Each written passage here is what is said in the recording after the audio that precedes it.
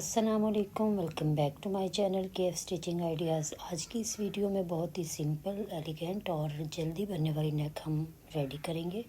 तो आइए इसकी मेजरमेंट देखते हैं किस तरह से हम ये नेक बनाएंगे। तो ये दो पट्टियाँ पहले मैंने रेडी की हैं। ये देखिए, इस तरह से मैंने बुकरम को कपड़े पे पेस्ट करके तो जो एक्स्ट्रा कपड़ा आधा आधा इंच दोनों साइडों से उसको भी इस्त्री के साथ फोल्ड कर लिया है।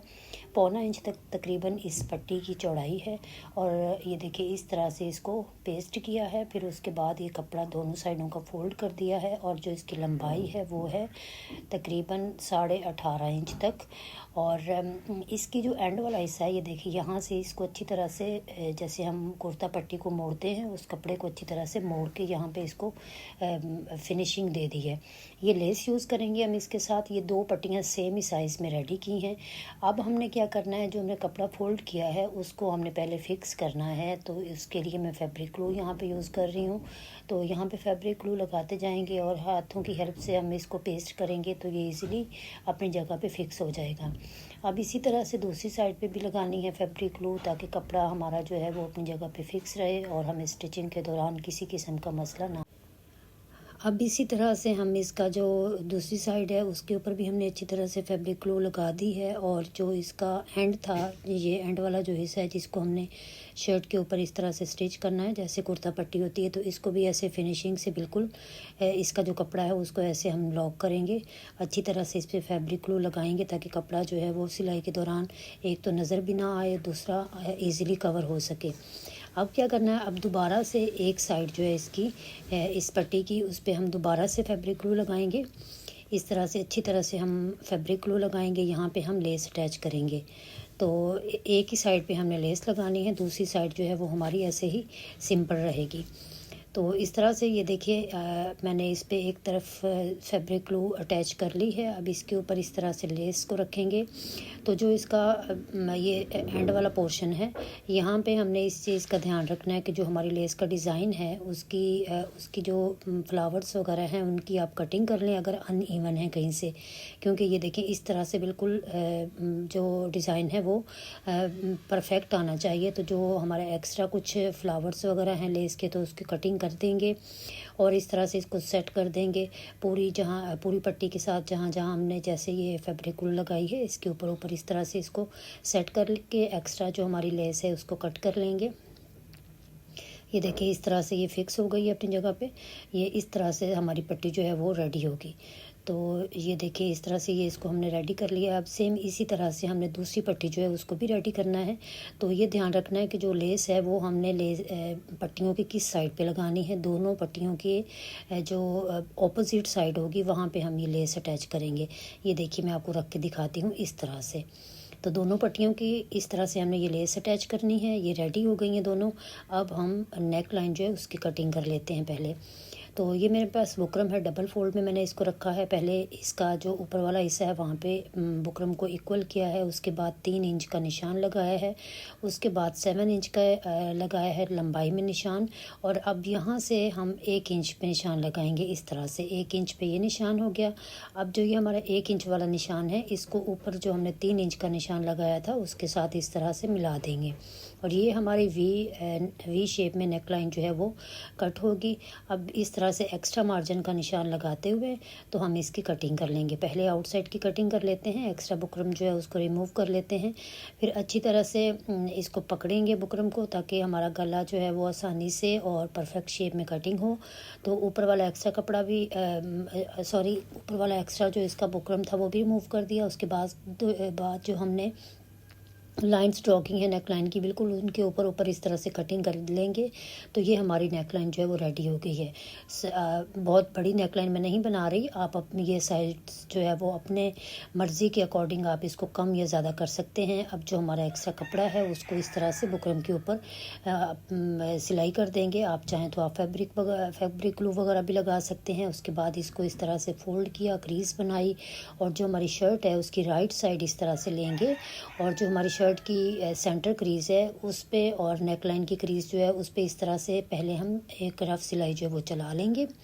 उसके बाद मशीन को देखें मैंने इसी तरह से मोड़ लिया है। अब दूसरी तरफ हम बुकरम के साथ साथ बिल्कुल सिलाई करते जाएंगे।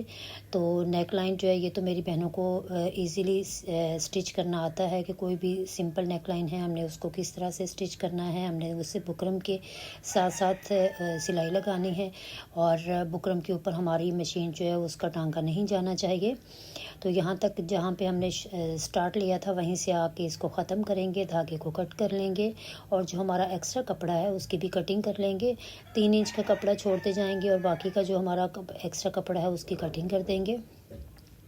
और जो यहाँ पे हमारे ये वी कट के कॉर्नर हैं यहाँ पे एक कट लगाएंगे दोनों साइडों पे। अब कपड़े को अब हम गले को पलटा लेंगे, आयरन कर लेंगे। ये देखें मैंने इसको आयरन भी कर लिया है और इस पे मैंने हेमिंग भी कर दी है। अब ये नेक लाइन रेडी है। अब हमने यहाँ पे अपनी मार्किंग करनी है, नेक लाइन की जो हमने ऊपर डिज़ाइनिंग करनी है उसकी यहाँ पे मार्किंग करेंगे।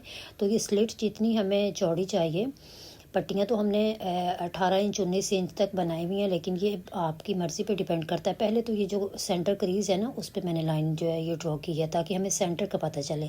उसके बाद अब यहाँ पे जितना हमने गैप देना है, हमने 1 इंच का दोनों पट्टियों में गैप रखा हुआ है तो इस तरह से 1 इंच पे निशान लगा लेंगे।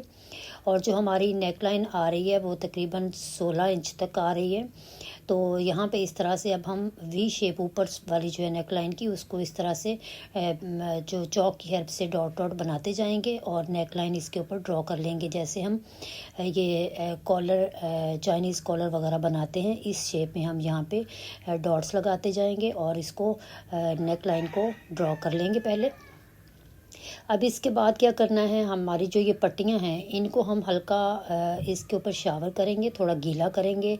उसके बाद जो ये हमने अपनी नेक लाइन के ऊपर ड्राइंग की है, लाइंस ड्रॉ की हैं, उनके ऊपर रखना है और उसी शेप में जिस शेप में आपको चाहिए आप इस तरह से आयरन करते जाएंगे, पट्टी को मोड़ते जाएंगे, वो ईज़िली इस तरह से मुड़ जाएगा और जो वी वाली कर्व है वो हमारी बड़ी आसानी से बन जाएगी।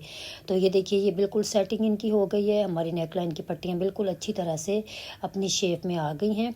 कुछ भी ये मुश्किल नहीं है, आपने थोड़ा सा पानी लगाना है, बहुत ज़्यादा गीला करने की भी ज़रूरत नहीं है। बस ये कि जो आपने मार्किंग की है उसके ऊपर रखते जाना है और इसको आयरन करते जाना है तो ये बड़ी आसानी से अपनी शेप में कन्वर्ट हो जाएंगी। अब क्या करेंगे, अब जो लेस वाली हमारी साइड है वहाँ पे इस तरह से दोबारा से फैब्रिक ग्लू लगाएंगे। थोड़ी थोड़ी बस फैब्रिक ग्लू लगा लीजिए ताकि जो हमने पहले अपनी जो मार्जिन हमने ड्रॉ किया हुआ है ना उसके ऊपर बस एक तरफ से ये थोड़ी सी फिक्स हो जाए, चिपक जाए, फिर हमें सिलाई लगाना भी इजी होगा। और इस नेक लाइन का सबसे जो मेन पार्ट है वो ये है कि आपने इसकी सेटिंग बहुत अच्छे से करनी है। पहले आपने इन पट्टियों की सेटिंग करनी है, उसके बाद आपने इसके ऊपर सिलाई जो है वो स्टार्ट करनी है। तो ये देखिए एक तरफ से मैंने ये फिक्स की है। उसके बाद अब हम जो दूसरी पट्टी है उसको भी सेम इसी तरह से फिक्स करेंगे। ये जो हमारा एंड पॉइंट है जहाँ तक हमारी स्लिट जो है वो होनी चाहिए, तो वहाँ से देखिए हमारी पट्टी बिल्कुल सीधी होनी चाहिए। इसको आपने दोबारा से देखना है। उसके बाद दूसरी पट्टी को ये देखिए मैंने उल्टा के रखा है और इस पर भी इसी तरह से फैब्रिक ग्लू लगानी है। अगर हम डायरेक्टली सिलाई शुरू कर देते हैं तो बाज़ औक़ात ये होता है कि सिलाई हमारी इधर उधर हो जाती है, ये पट्टी में थोड़ा गैप आ जाता है, डिफरेंस आ जाता है। एक पट्टी ऊपर चली जाती है, दूसरी थोड़ा नीचे आ जाती है, तो वो डिज़ाइन जो है वो ज़रा भी अच्छा नहीं लगता, नीटनेस नहीं आती। तो जारी बात है फिर काम जो है वो अच्छा भी नहीं लगता। तो पहले आपने ये सेटिंग करनी है दोनों पट्टियों की और सेटिंग करने के बाद बड़ी इजीली आपका काम जो है वो मिनटों में हो जाएगा। सिलाई आपकी जो है वो आसानी से चलती जाएगी। ये देखिए मुझे लगा कि थोड़ा सा इसमें डिफरेंस आ रहा है तो मैंने एक पट्टी को उठाया है, दोबारा से उसको सेट किया। ये देखें इस तरह से आपने भी सेटिंग बहुत अच्छी तरह से इसकी करनी है। और ये देखिए अब ये अपनी जगह पे फिक्स हो गई है। अब हमें लगा कि हमारी नेक की परफेक्ट शेप जो है वो बन गई है, तो अब हम इसके ऊपर अपनी स्टिचिंग स्टार्ट कर लेंगे। आप चाहें तो आप हल्की सी आयरन भी इस पर कर लें। आयरन करेंगे तो इसका ये होगा कि हमारा जो पट्टी है वो बिल्कुल अपनी जगह पे फिक्स हो जाएंगी, बड़ी आसानी से हमारी जो सिलाई है वो होगी। अब हम लेस वाली साइड से अपनी सिलाई को स्टार्ट लेंगे इस तरह से। हम सिलाई का स्टार्ट यहाँ से ले रहे हैं। बखिया थोड़ा मशीन का बड़ा किया है ताकि लेस के ऊपर हमारी एक तो सिलाई आसानी से चले और थोड़ा फिर टांका जो है वो थोड़ा बड़ा आता है तो अच्छा भी लगता है, क्योंकि टॉप स्टिच हम लगा रहे हैं तो हमारी जो सिलाई है वो नीट होनी चाहिए। तो इसलिए थोड़ा सा मशीन का बखिया जो है वो ज़्यादा कर लीजिए, बड़ा कर लीजिए। तो मैंने आपको आज एक एक पॉइंट जो है वो बताया है। पहले मेरी एक बहन ने मैसेज किया है कि कमेंट करके बताया है कि आपकी वीडियो बहुत लंबी होती है, तो मैंने आज कोशिश की है कि वीडियो भी छोटी बनाऊं और आपको सारे पॉइंट्स जो हैं वो इजीली समझ भी आ जाएं। तो अगर यहाँ तक आप मेरी वीडियोस देख रहे हैं तो प्लीज़ विज़िट माय चैनल। मैंने अपने चैनल पे बहुत अच्छी अच्छी वीडियोस अपलोड कर रखी हैं जो मेरी बहनें घर में बैठी अपनी सिलाई खुद करती हैं, उनके लिए हेल्पफुल हैं और बिगनर्स बहनों के लिए बहुत हेल्पफुल हैं। तो अगर आपको मेरा काम पसंद आए तो मुझे कमेंट करके ज़रूर बताइए कि आपको मेरी एफ़र्ट्स कैसी लगती हैं, और अगर वीडियोस पसंद आती हैं तो चैनल को सब्सक्राइब कीजिए और वीडियोस को लाइक और शेयर भी कर दिया करें।